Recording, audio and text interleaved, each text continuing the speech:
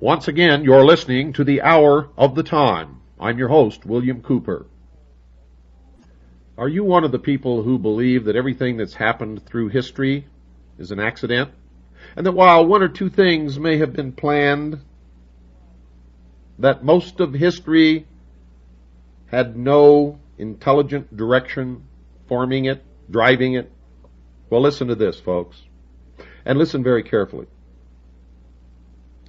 Those desiring substantial evidence of the unfoldment of the great plan should follow the suggestion inscribed upon the monument to Christopher Wren in St. Paul's Cathedral and gaze about them.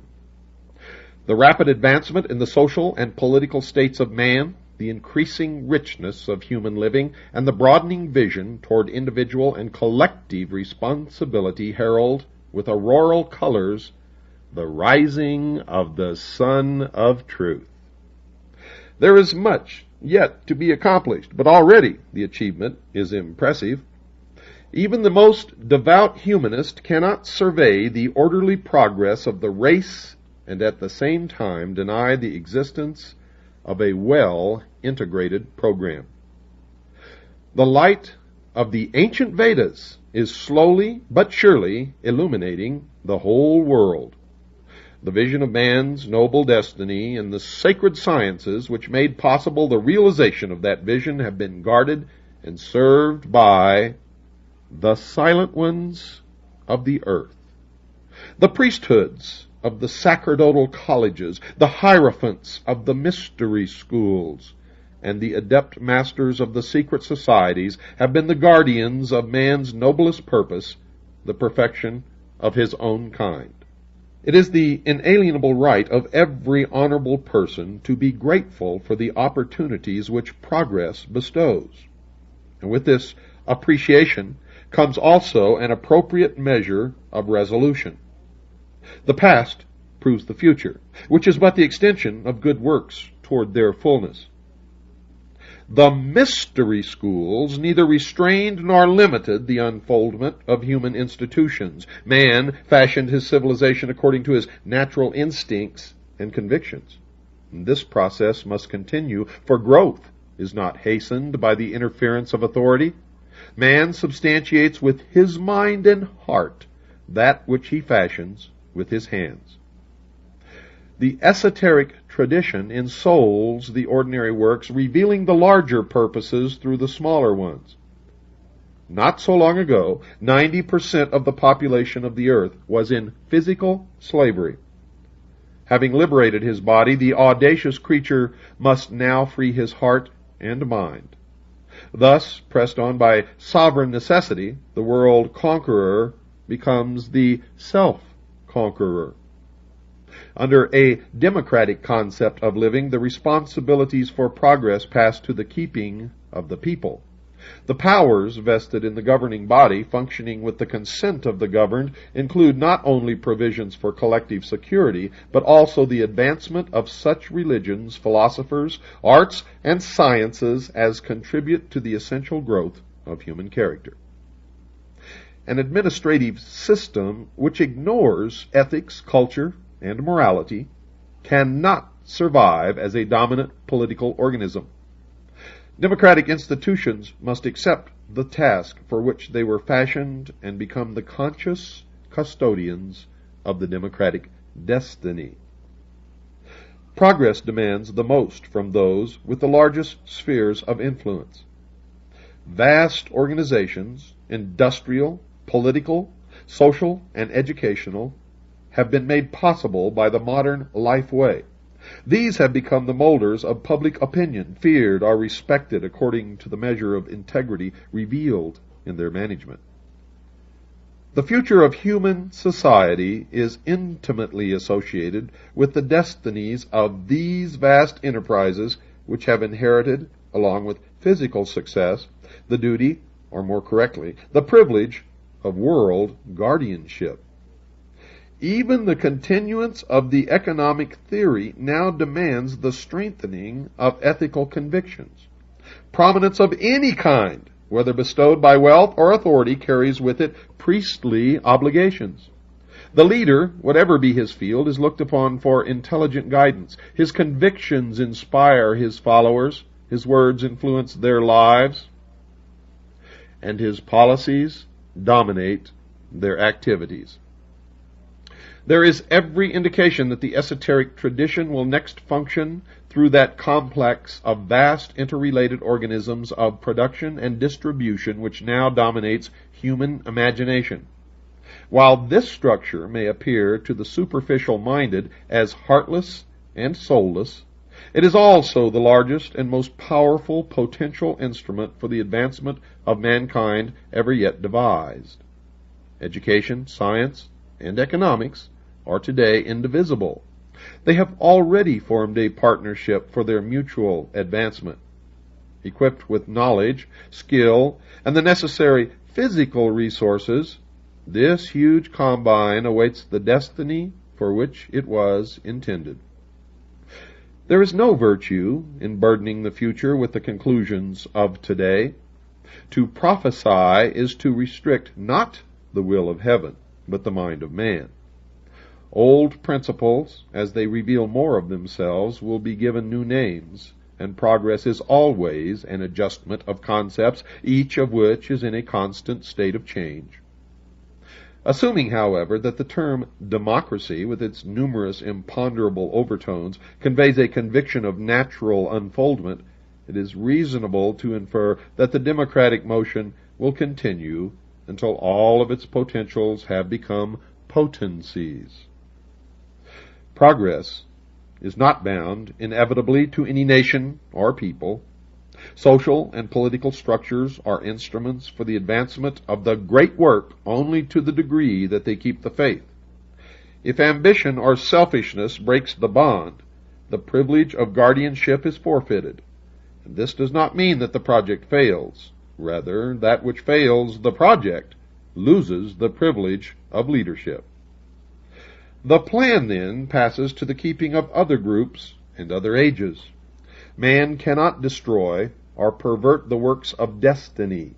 He can only divide himself from those works, and by so doing cease to share in the essential vitality of progress. Thus it is that unreasonable doubts and fears concerning providence are philosophically unsound. Failure is always regrettable, but principles do not fail, and that which is foreordained perfects itself. Although empires may collapse, great teachers be martyred, schools and systems perish, and enlightened leaders remain unhonored, the substance of the great work remains unchanged and unchangeable. New vehicles appear even as the older ones are betrayed by human selfishness. The eternal commonwealth is an assignment of destiny and spiritual progress, symbolized by the fabled phoenix, rises victoriously from the ashes of the human ruin. The adept tradition has always available social instruments waiting to be ensouled with the larger vision. All things created by men are mortal and destructible. But the way destined by heaven is immortal and indestructible. Universal enlightenment and universal fraternity are the natural ends which reward the social struggle. The world and all that inhabits it are moving triumphantly toward peace and security. At any given time the vision may be obscured, but in the larger dimensions of time all things work together for the fulfillment of the greater good. Is that a piece of excellent retrospective writing looking back on history? No, ladies and gentlemen, it is not, for this was written by Manly P. Hall in Los Angeles, California, in April of 1951. What he predicted is what is happening: a wedding, a marriage between the corporate world and the state, which is coming. He's talking here about socialism. Under a democratic concept of living, the responsibilities for progress pass to the keeping of the people. The powers vested in the governing body functioning with the consent of the governed include not only provisions for collective security, but also the advancement of such religions, philosophies, arts, and science as contribute to the essential growth of human character. Humanism, the concept that man will become God. And the new religion will change with the needs of man, not man conforming to the laws of God. Democratic institutions must accept the task for which they were fashioned and become the conscious custodians of the democratic destiny, and so on and so forth. Manly P. Hall was an adept, a highly degreed. In fact, he was a 33rd degree Freemason, may have held many, many other degrees in the secret societies of Mystery Babylon. He was a priest of the order. Now get comfortable. Make sure that you have everything that you need, folks, because I'm going to take you with me on a journey back to the beginning of all that is, and we are going to come forward from that point to the present so that you will finally have an understanding of America's assignment with destiny. Three great cultural heroes were associated with the origin of Mayan civilization. Wotan, who founded the Votanic Empire, seated at Palenque; Itzamna, the Yucatecan hero; and Kukulkan, whose worship extended throughout the Central American area.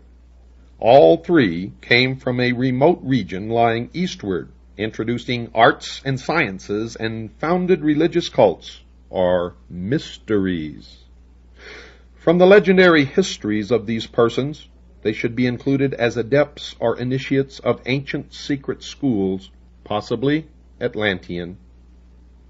In a book written in the Quichean language and attributed to Wotan, the Great One declared himself a snake, a descendant of Emos in the line of Khan. He came to America by the command of God from a distant place. He ultimately founded Palenque and built a temple with many subterranean chambers, which was called the House of Darkness. Here he deposited the records of his nation in the keeping of certain aged men called guardians. There is a legend, folks, that this Wotan was the grandson of Noah. The original book containing this report was in the possession of Nunex de la Vega, Bishop of Chiapas, but he destroyed it with the other native manuscripts which he was able to accumulate. Fortunately, however, it had been copied by Aguilar. Itzamna, according to Cagulodo, was a priest who came with the migrations from the east. He was the son of the supreme deity Hunabku, or the Holy One. Itzamna is pictured as an ancient man with a very prominent and strangely shaped nose, either toothless or with one crooked fang. Likenesses of him have been found indicating his birth from a plant growing from the earth.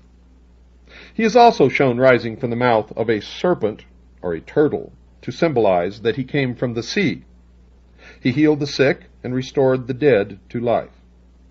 He lived, according to the records, to a great age and was said to have been buried at Izamal, or Itzamal, where his tombs became places of pilgrimages. Itzamna was sometimes called the skillful hand, and after his death his body was divided. His skillful hand was placed in one temple, his heart in another, and the rest of his remains in a third. One of the best known of his emblems was a Tau, or T-cross.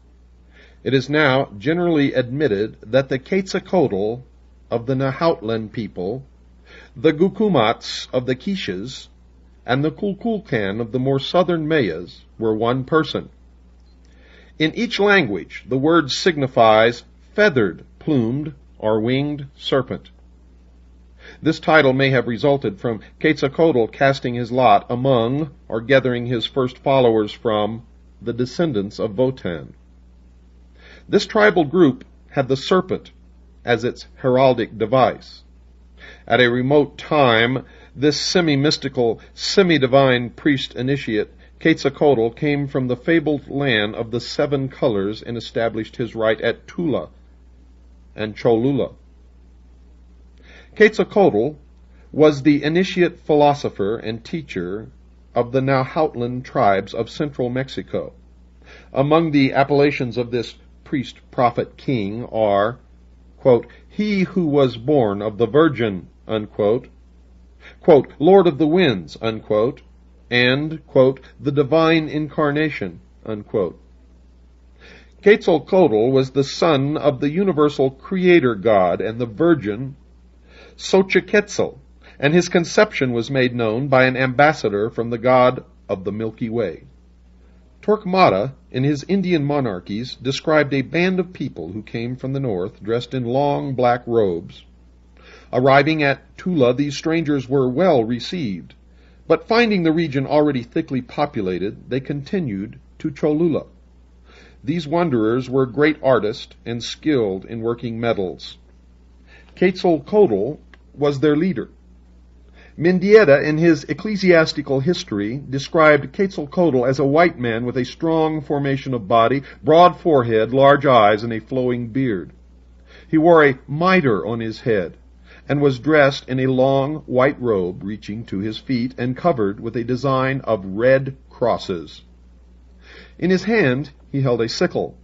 His habits were ascetic. He never married, and was most chaste and pure in his life, and it is said to have endured penance in a neighboring mountain, not for its effect upon himself, mind you, but as an example to others. He condemned sacrifices, except of fruit or flowers, and was known as the god of peace, for when he addressed on the subject of war, he is reported to have stopped his ears with his fingers. Fray Bernardino de Sahagun described Quetzalcoatl as very homely, with a long head and a very long beard. There was a recumbent statue of him in the temple at Tula, which was always covered with blankets.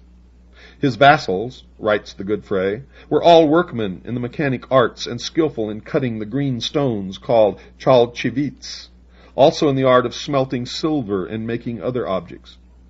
All these arts had their origin and commencement with Quetzalcoatl, who had houses made with these precious green stones called chalchivits, and others made of silver, still others made of red and white shells, others all made of boards, and again others of turquoises, and some all made of rich plumes. Quetzalcoatl also owned all the wealth of the world in gold, silver, and the green stones called chalchivits, and other precious things, and had a great abundance of cocoa trees of different colors, which are called Xochicacatlau. The said vassals of Quetzalcoatl were also very wealthy, and did not lack anything at all. They never suffered famine or lack of corn. In fact, they never ate even the small ears of corn, but rather heated their baths with them, using them instead of firewood. They also say that the said Quetzalcoatl did penance by pricking his limbs and drawing blood, with which he stained the maguey points, that he bathed at midnight in a spring called Zicapaya. The interpreter of the Codex Telluriano Remensis said that Quetzalcoatl was created by the breath of Tonacatecotli. Quetzalcoatl was born on the day of 7 Cains, and disappeared or died on the day of 1 Cain. He was identified with the planet Venus. The Codex Vaticanus A says that the hero founded 4 temples, the first for the princes, the second for the people, the third, the house of fear, or serpents, and the fourth, the temple of shame.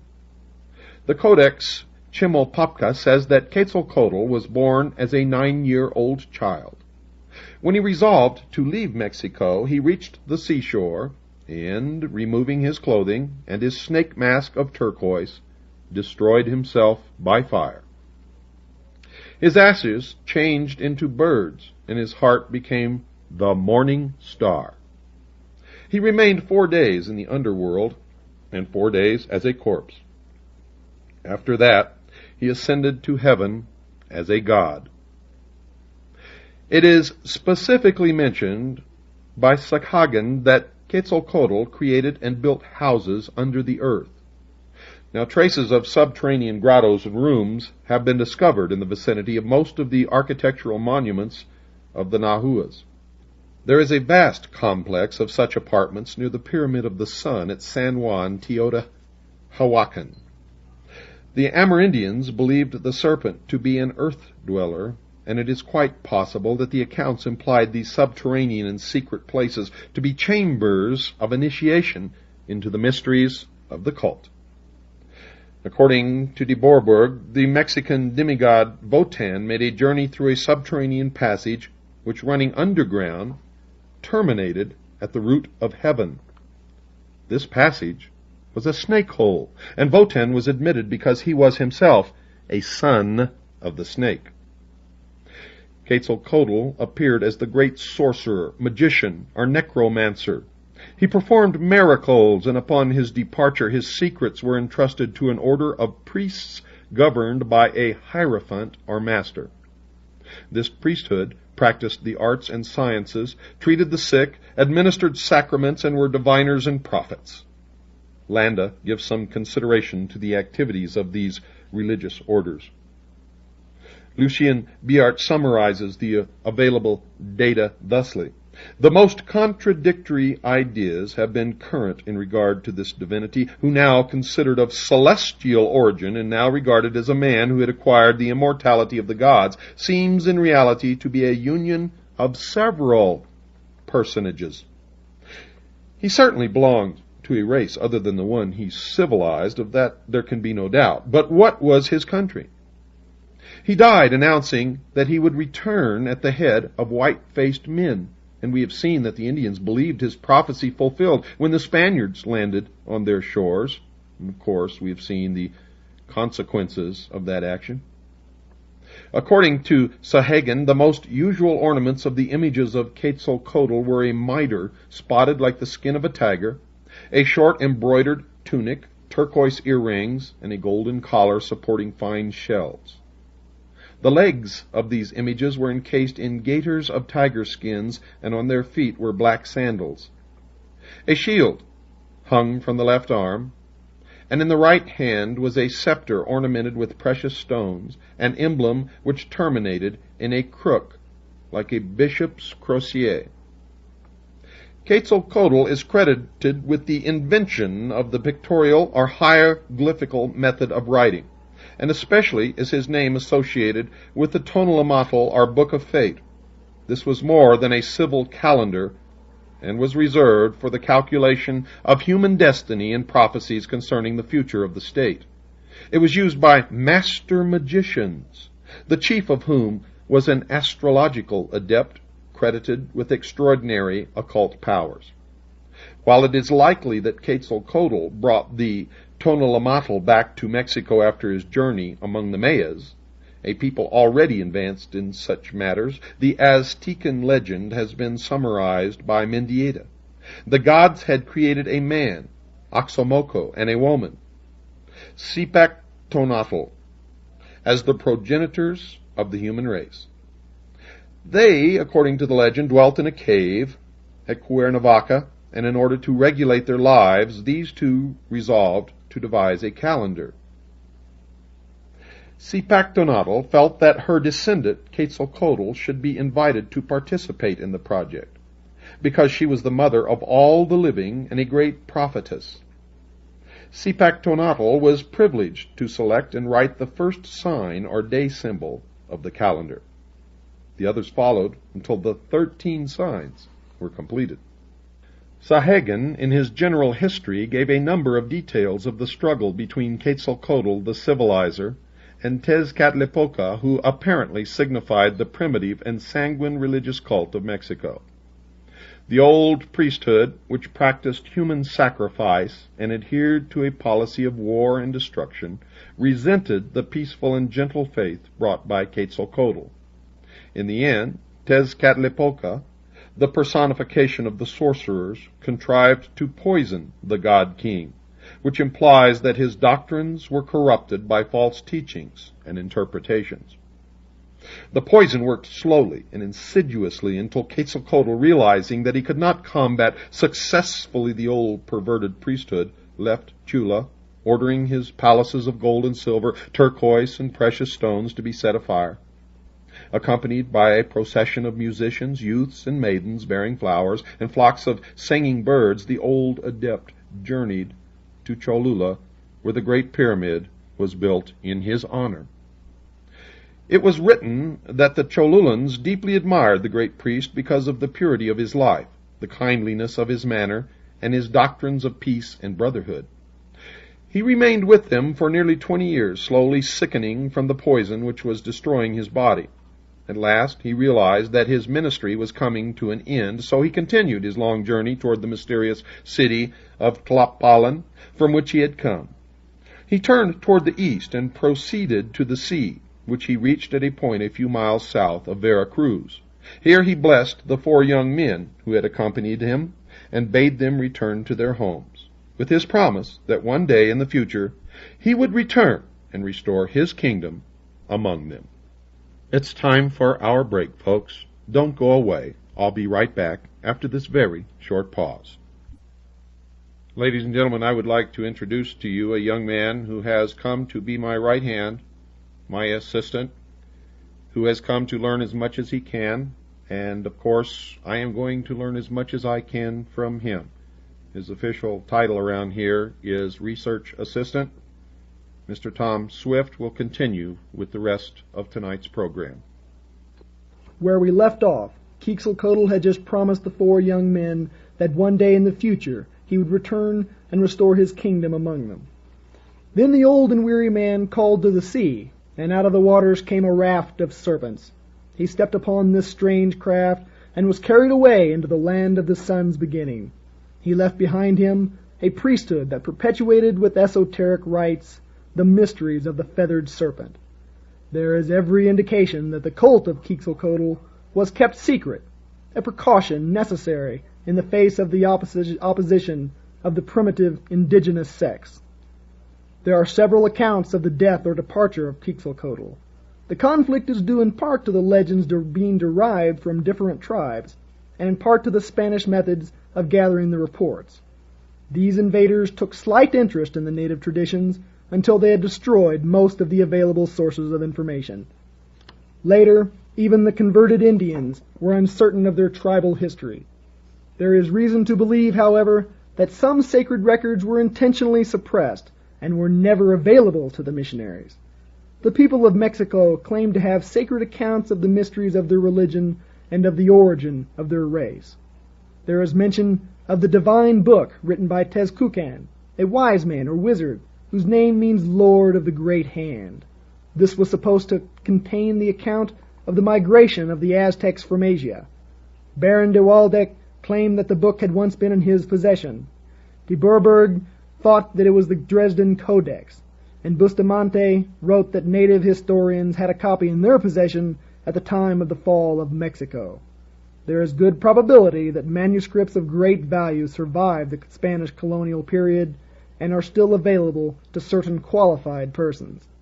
Augustus Le Plongeon, known to the Yucatecans as Great Blackbeard, was one of the few Americanists to be accepted into the confidence of the ever-reticent Indians.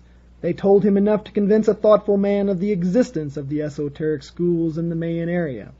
That sacred mysteries, writes Le Plongeon, have existed in America from times immemorial, there can be no doubt. Even setting aside the proofs of their existence that we gather from the monuments of Uxmal and the descriptions of the trials of initiations related in the sacred book of Quiches, we find vestiges of them in various other countries of the western continent. The rites and ceremonies of initiation were imported to Peru by the ancestor of Manco Capac, the founder of the Inca dynasty, who were colonists from Central America, as we learn from an unpublished manuscript written by a Jesuit father, the Reverend Anelo Oliva, at the beginning of the year 1631 in Lima, and now in the library of the British Museum in London. A number of authors who have tried to prove that Quetzalcoatl was a foreigner who, reaching the shores of the New World at an early time, attempted the civilization of the aboriginal tribes. Lord Kingsborough favored the possibility that this wanderer was the Apostle Thomas, and that the ancient Central American Indians came under Christian or Jewish influence. Always deeply concerned with the possibilities of linking the worship in the Americas with the religions of the Near East, his lordship writes, "The Messiah is shadowed in the Old Testament under many types, such as those of a lion, a lamb, a rose, the morning star, or the planet Venus, otherwise called Lucifer, the sun, light, a rock, a stone, the branch, the vine, wine, bread, water, life, the way, and he is recognized in the triple character of a king, a priest, and a prophet. It is very extraordinary that Quetzalcoatl, whom the Mexicans believe to equally to have been a king, a prophet, and a pontiff, should also have been named by them Sayacatl, or the morning star, Tezcatlipoca, or light, Mexitli, or the vine, for Torquemada said that the core of the aloe from which the Mexicans obtained wine was so called, Votan, or the heart, metaphorically signifying life, and Toyalaquatl, manjar de nuestra vida, bread, for his body made of dough was eaten by the Mexicans. Las Casas, quoting Padre Francisco Hernandez, says that an old Yucatecan described the ancient religion of his people thus: that they recognized and believed in God who dwells in heaven, and that this God was Father and Son and Holy Spirit, and that the Father was called Icona, who had created men and all things, that the Son was called Bacab, that he was born of a virgin called Chibiras, who is in heaven with God. The Holy Spirit they termed Echuac. The son Bacab was scourged and crowned with thorns, was tied upon a cross with extended arms, where he died. But after 3 days he arose and ascended into heaven to be with his Father. Dr. Alexander, who reports this story in his book, is inclined that it is confused and probably distorted by the Spanish recorder. On the other hand, the universal distribution of this basic theme may be explained another way. Among the Lacandones, Quetzalcoatl is still represented as a snake with many heads. There is an account that this snake was killed and eaten at times of great national peril, especially at eclipses, which were regarded as portents of disaster. It was believed by the Mayas that Kulkukan descended invisibly from the sky and personally received the offerings during certain great feasts held in his honor. Daniel Brinton, in his Essays of an Americanist, devoted some thought to the magical powers attributed to the priests of Central America.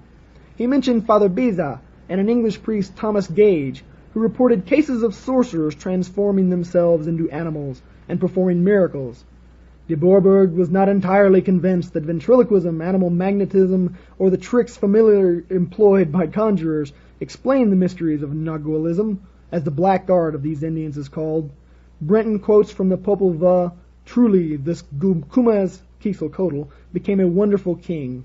Every 7 days he ascended to the sky, and every 7 days he followed the path to the abode of the dead.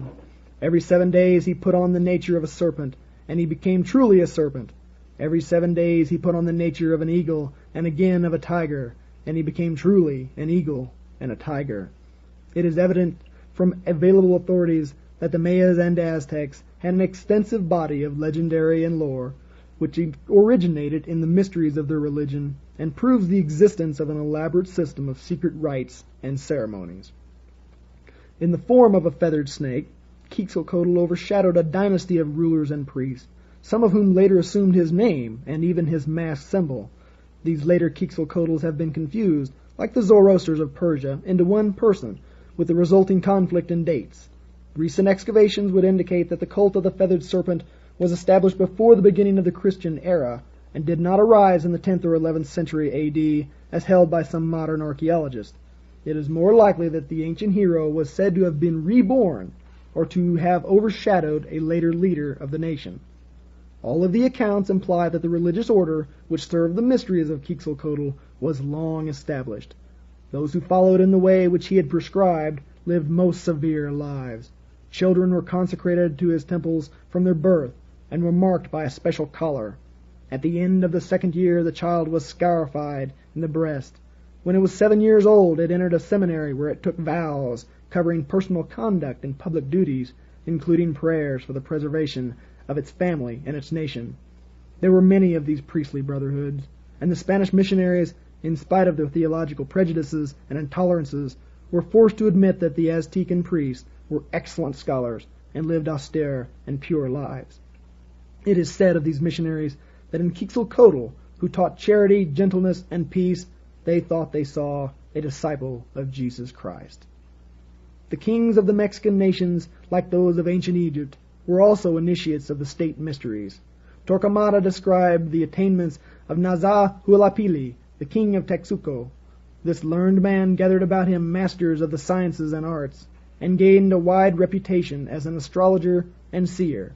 When Montezuma was elected to rule over the complex of Nahuatl nations, King Naza-Hualapili stood before the young man and congratulated the entire nation for having selected such a ruler, whose deep knowledge of heavenly things ensured to his subjects his comprehension of those of an earthly nature.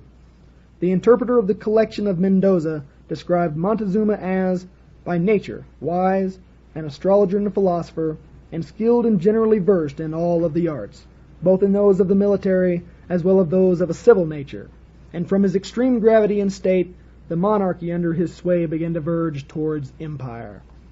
The great serpent, clothed in Quetzal plumes, certainly belonged to another race and came from an unknown country. Lucien Biot says, "It is an incontestable fact that Quetzalcoatl created a new religion based upon fasting, penitence, and virtue.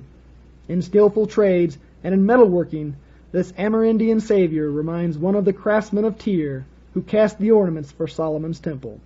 As a benefactor of his people, as a liberator of men's minds and hearts, this Nahuatl demigod certainly revealed the attributes of the master builder." Scattered through the jungles of Yucatan and extending northward into Chiapas and southward into Honduras and Guatemala are the remains of ancient cities and the ruins of old cultural centers, religious or educational, dedicated to scientific research and the investigation of the spiritual mysteries of human life.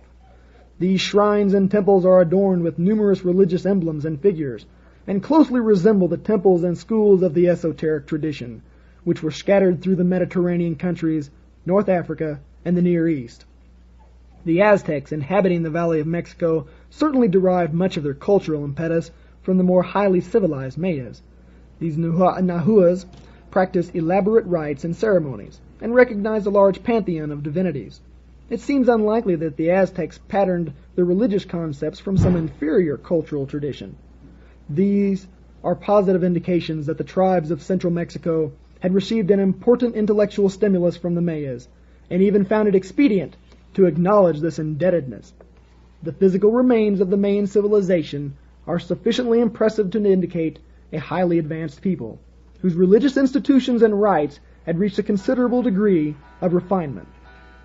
Most early writers, in an attempt to estimate the cultural attainments of these nations, have been over-influenced by the early theologians and scientific enthusiasts who invaded the field with a variety of concept and preconceptions. The empires of the Mayas and Aztecs were resplendent with edifices dedicated to their faith. They were magnificent shrines, temples, altars, some to sanguinary deities and others to benign and kindly gods.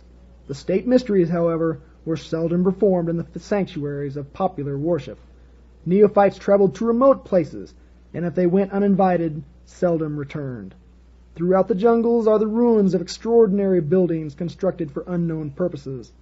The mysteries of Xibalba, as recorded in the Popol Vuh, and traditionally associated with the culture hero Votan, were given in such an architectural complex which served as an entrance to a mysterious world beyond the dimensions of the material mind.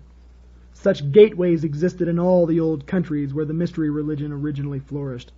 Obviously, archaeologists cannot discover the secret rites merely by grubbing among the overturned and broken stones. As the priesthoods were not considered enough to label their monuments, there is little left today even to excite curiosity. Fortunately, however, the esoteric tradition survives in the racial subconscious, and its violated schools and colleges need not be physically restored. When such restoration is attempted, the buildings usually reveal that they were designed as symbols of the cosmos. If the mystery system actually existed in the Western Hemisphere, as the landmarks seem to indicate, it must have been produced its initiates and by its adepts. These in turn became the leaders and saviors of the peoples. Their wonder-working hero, whose deeds enriched all tribal traditions, always and everywhere performed the exact same miracles, possessed the exact same powers, and made the exact same personal sacrifices. The mystery school required not only a hierarchy for its maintenance and perpetuation, but also appropriate places of initiation, partly underground or adjacent to grottos and caverns. It required also a body of lore particularly significant, participation in which conferred special rights and privileges. A people which had reached this mental platform of the Mayas would not have accepted a philosophy of life that was without profound and significant values. Pagan priesthood did not initiate those of feeble mind, but selected for spiritual advancement persons of high attainment and mature judgment. Albert Reville, in the Hibbard Lectures, 1894, notes of the religion of the plumed serpent, there was something mysterious and occult about the priesthood of this deity, as though it were possessed of divine secrets or promises, the importance of which it would be dangerous to undervalue. It is fortunate indeed that at least one manuscript relating to the religious mysteries formerly practiced in the Mayan area had been recovered. The Popol Vuh, or the Senate Book of the Quiches, the record of the community, has survived the numerous vicissitudes which have conspired to prevent the perpetuation of the literary monuments of Central America. It was tolerated by the early missionaries who, observing certain similarities to their own scriptures, preserved the work as a means of persuading the Indians to a more speedy baptism. In the 17th century, it was rescued from a fate worse than oblivion by the Dominican monk Don Ramon de Ordonez Guayagua, Dean and Chancellor of the Archbishopric of Ciudad Real. This work was deposited in the library of the convent at Chichicastenango by the scholiast Zixmenes, where it remained until the year 1830. Thank you, Tom. Ladies and gentlemen, that was his first time ever speaking over radio around the world. Of course, he's called into talk shows before, but this is different when you're sitting at the microphone and it's your thing. When you know that one slip could cause a flood of letters in protest, Tom sat here and performed admirably while we were experiencing a terrible windstorm. You may have heard some strange noises in the background. Those were pieces of trees and wood and lawn furniture and just about everything that you could think of flying through the air, hitting the house. So he had an awful lot of competition vying for his attention, and it took a great effort, along with his natural nervousness at doing this for the first time, took a great effort to keep his attention on what he was doing and complete that half of the hour of the time.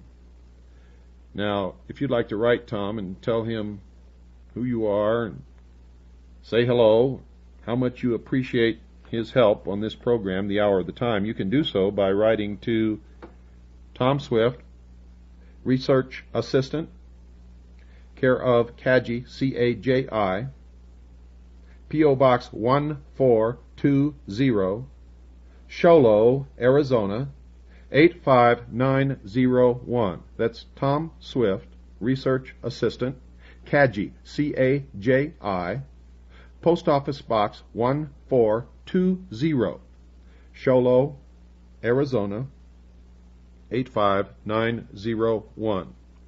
Tonight's broadcast, ladies and gentlemen, came from a book entitled America's Assignment with Destiny by Manly P. Hall.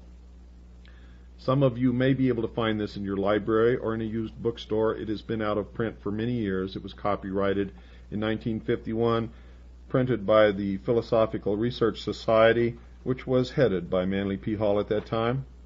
Now, you may not realize this, but Manly P. Hall has died in the last several years, and bit by bit, the unbelievably huge library that he had accumulated over his years that made up the bulk of the Philosophical Research Society has disappeared. Good night, and God bless you all.